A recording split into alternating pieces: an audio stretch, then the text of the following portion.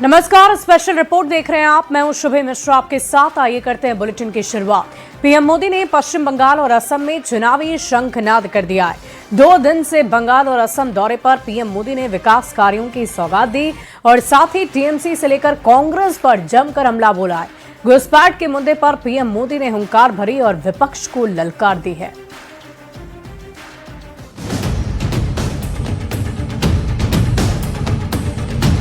Mission पश्चिम बंगाल पर निकले प्रधानमंत्री नरेंद्र मोदी ने आज एक बार फिर ममता बनर्जी और टीएमसी के खिलाफ हुंकार भरी।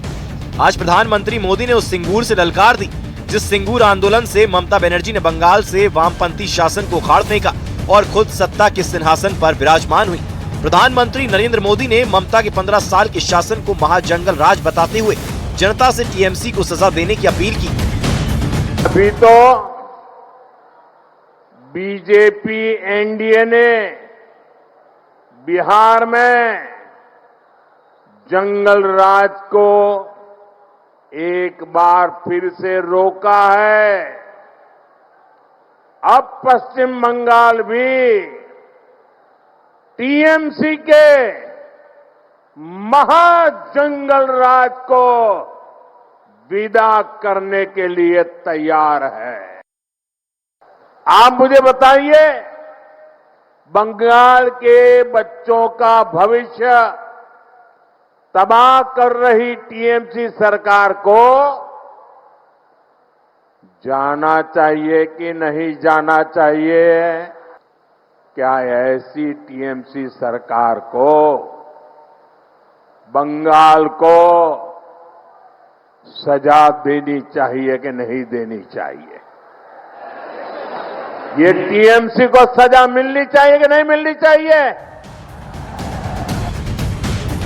सिर्फ बंगाल ही नहीं, असम में भी पीएम मोदी ने चुनावी शंखनाद कर दिया है।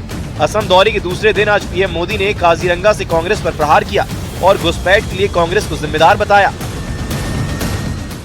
कुछ वोट पाने के लिए असम की मिट्टी को घुसपैठियों को सौंप दिया।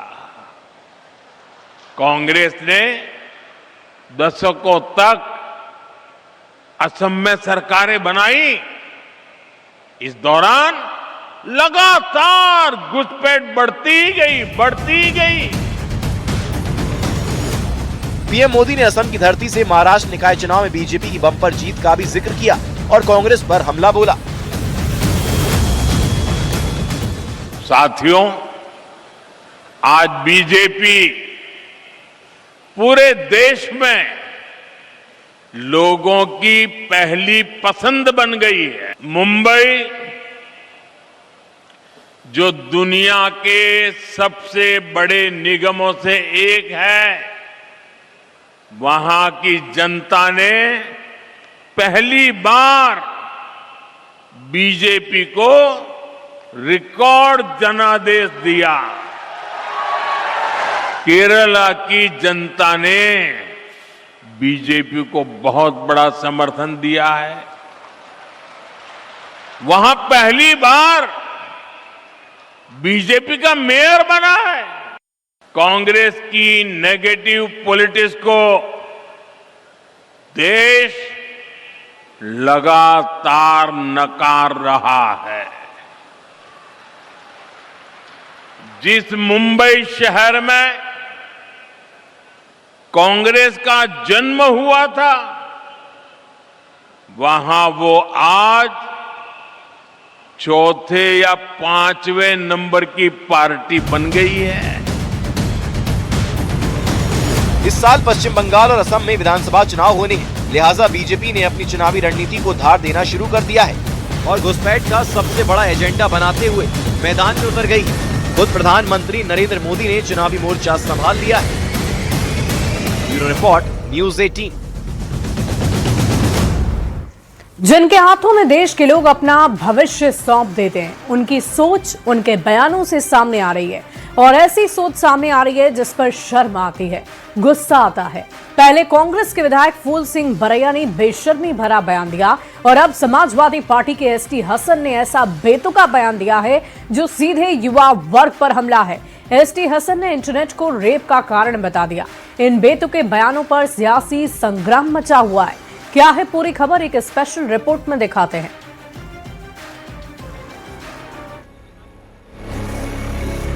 पहले महिलाओं बेटियों को लेकर कांग्रेस विधायक का शर्मनाक बयान। तो मेरा कहने का मतलब है, रेप की थ्योरी ये है कि कोई भी कैसी भी दिमाग का आदमी रास्ते में जा रहा है, उसे खूबसूरत लगने लड़की दिखी, सुंदर, अति सुंदर, तो उसका ब्रेन है वो इधर वो विचलित हो सकता है, तो रेप हो सकता है। अब समाजवादी पार्टी के सीनियर लीडर और पूर्व सांसद एसटी हसन का रेप पर बेतुका बयान। अगर सुंदर महिलाएं निकल रही हैं तो फिर सबकी रेप हो रहे होते, लेकिन मैं इस बात को मानता हूं कि ये इंटरनेट बहुत बड़ी वजह है। सुना आपने ये बयान? ये जनाब हैं यूपी में विपक्ष की भूमिका अदा कर रही समाजवादी पार्टी के वरिष्ठ नेता एसटी हसन, जो नेता बनने से पहले एक डॉक्टर भी रहे हैं। इतनी पढ़ाई लिखाई के बावजूद रेप पर इनकी इंटरनेट वाली थ्योरी अजीबोगरीब है। इंटरनेट के ऊपर जो अश्लीलता इस वक्त छाई हुई है, जब जवान लड़के उसको देखते हैं तो उनका एक हार्मोन टेस्टोस्टेरोन इतना बढ़ जाता है कि वो फिर अपने को सेक्स परफॉर्म करने से रोक नहीं सकते। इस बीच में अगर कोई महिला या कोई लड़की उनके आसपास फंस जाती है तो उसका रेप हो जाता है। समाजवादी पार्टी के नेता एसटी हसन के मुताबिक रेप के पीछे वजह इंटरनेट है, यानी किसी आरोपी की कुत्सित मानसिकता इंटरनेट की वजह से होती है। एसटी हसन डॉक्टर रहे, मेयर रहे, फिर सांसद भी बने, लेकिन रेप पर उनके इस बयान को सुनकर शर्म भी आ रही है, गुस्सा भी आ रहा है, क्योंकि इनका ये बेतुका बयान सीधे सीधे युवा वर्ग पर हमला है। समाजवादी पार्टी के नेता एसटी हसन से पहले मध्य प्रदेश में कांग्रेस विधायक फूल सिंह बरैया ने भी कुछ ऐसा ही बेशर्मी वाला बयान दिया था। दोनों नेताओं के इस शर्मनाक बयान पर बीजेपी दाना पानी लेकर कांग्रेस और समाजवादी पार्टी के खिलाफ हो गई। समाजवादी पार्टी और कांग्रेस के नेताओं के महिला विरोधी बयान ये स्पष्ट करते हैं कि कांग्रेस और समाजवादी पार्टी की नीति और नीयत और सोच महिला विरोधी है। ये वैसी राक्षसी सोच है जो सोच दानवों में हुआ करती थी। कांग्रेस और समाजवादी पार्टी के शीर्ष नेता राहुल गांधी और अखिलेश यादव द्वारा इन नेताओं को सस्पेंड और डिसमिस नहीं करना ये स्पष्ट करता है कि ऐसी सोच ये नेता आगे इसलिए ले जाते हैं क्योंकि राहुल गांधी और कांग्रेस पार्टी और समाजवादी पार्टी इन नेताओं के खिलाफ कार्रवाई नहीं करती। जो महिलाओं के खिलाफ बयान देता है उसको कांग्रेस पार्टी और समाजवादी पार्टी प्रमोट करती है। ये वही पार्टी है जिसने बॉयज विल बी बॉयज बोला था और बोला था रेपिस्ट को छोड़ देना चाहिए। ये वही पार्टी है जिसने एक छोटी बच्ची जो पीड़ित समाज से आती है उसके रेपिस्ट को संरक्षण दिया था क्योंकि वो उनके वोट बैंक से था। ये वही पार्टी है जिसके नेता अबू आजमी हो या आजम खान हो, उसने कई बार महिला विरोधी टिप्पणियां की थी। मध्य प्रदेश से कांग्रेस विधायक फूल सिंह बरैया के बेतुका बयान के 24 घंटे से ज्यादा का वक्त बीत चुका है, लेकिन हैरानी इस बात की है कि अभी तक कांग्रेस के शीर्ष नेतृत्व ने उनके खिलाफ कोई एक्शन नहीं लिया है। कांग्रेस के एक विधायक है फूल सिंह बरैया, उन्होंने कहा है कि SC ST OBC के लड़कियों का रेप करना चाहिए, इससे तीर्थ मिलता है, की प्राप्ति होती है, इस तरह का बयान। उनके पागलपन का जांच कराना चाहिए।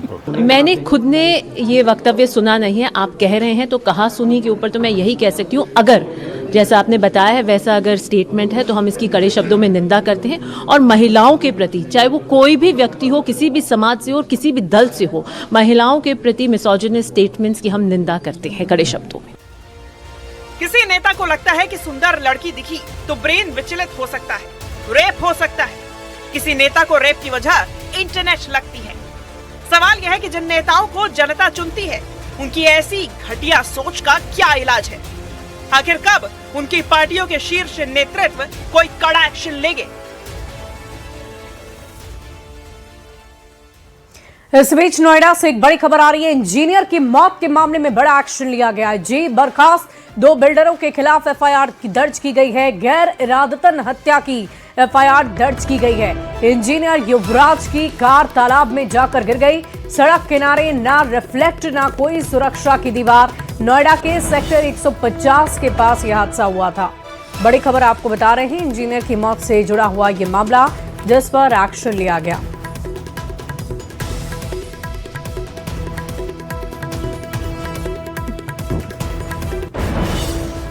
नोएडा के सेक्टर 150 में इंजीनियर की मौत के मामले में एक बड़ा खुलासा हुआ है। एफआईआर में नामजद दोनों बिल्डर कंपनी पर नोएडा प्राधिकरण का 3000 करोड़ का बकाया है। नोएडा प्राधिकरण अपना बकाया नहीं वसूल पाया। वहीं हादसे के बाद अब सेफ्टी के लिए बैरिकेड्स लगा दिए गए हैं। 7 जुलाई 2014 में लोटस ग्रीन बिल्डर को जमीन सपोर्ट सिटी के नाम पर अलॉट हुआ था। अलॉट हुई जमीन को बिल्डर कंपनी ने अलग अलग लोगों को बेचा। मामले में सीबीआई और ईडी भी जांच पड़ताल कर रही है।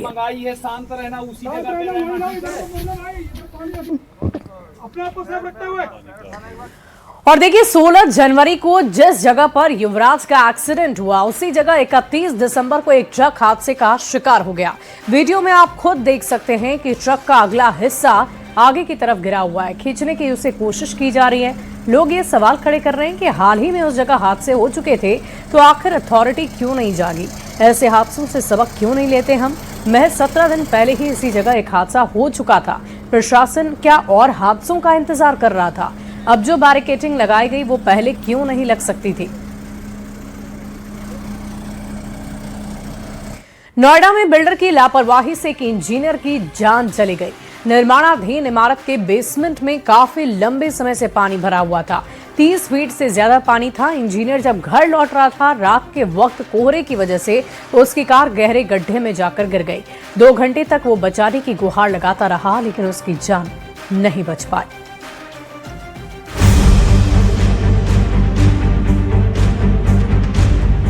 नोएडा में इंजीनियर के साथ हादसा, बिल्डर की बड़ी लापरवाही। पापा मैं डूब रहा हूं, बचा लो। तड़प तड़प कर हो गई मौत। नोएडा सेक्टर 150 में यही वो जगह है जहां नोएडा का एक इंजीनियर रात के वक्त अपनी कार से घर लौट रहा था, लेकिन उसे नहीं पता था आगे उसका काल इंतजार कर रहा है। एक निर्माणाधीन इमारत के पास गहरा गड्ढा था और वो पूरी तरह पानी से लबालब था। बारिश और पानी के रिसाव से 30 फीट से ज्यादा गहरा गड्ढा काफी दूर तक पानी से भरा था। सड़क पर घना कोहरा था, विजिबिलिटी ना के बराबर, यानी सब अंधाधुंध। 27 साल की युवराज की कार अचानक सड़क किनारे नाले की दीवार से टकरा गई। इसके बाद तो उससे संभलने का मौका भी नहीं मिला। कब कार दीवार को तोड़ती हुई पानी से भरे मौत के गड्ढे की तरफ बढ़ गई, युवराज को पता ही नहीं चला, क्योंकि कार से कंट्रोल पूरी तरह छूट चुका था। गड्ढे में 20 से 25 फीट तक पानी भरा हुआ था। मदद की तुरंत दरकार थी। युवराज ने अपनी जान बचाने की भरसक कोशिश की। उसने कार का दरवाजा खोलना चाहा, लेकिन वो नहीं खोल पाया। इसके बाद उसने मोबाइल की टॉर्च से रोशनी जलाई ताकि सड़क से कोई राहगीर उसे देख ले। जानकारी ये भी सामने आ रही है कि जिस वक्त युवराज मुसीबत में था तो उसने अपने पिता को फोन किया। उसने पिता से कहा वो पानी में डूबता जा रहा है, उसको बचा ले। लेकिन असहाय पिता क्या करते?